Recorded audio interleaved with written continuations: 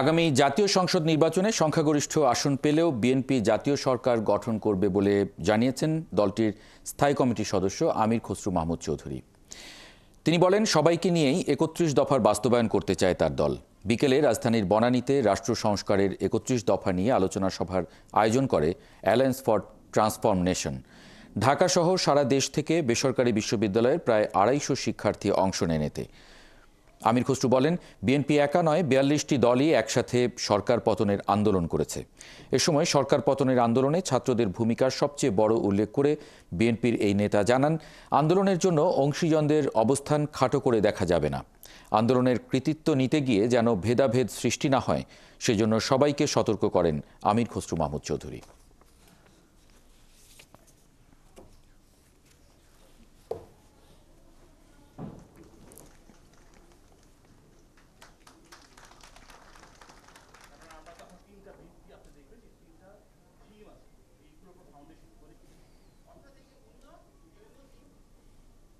আগামী নির্বাচনের পরে যে সরকার গঠন করব, সেই সরকার বিএনপি একা করবে না।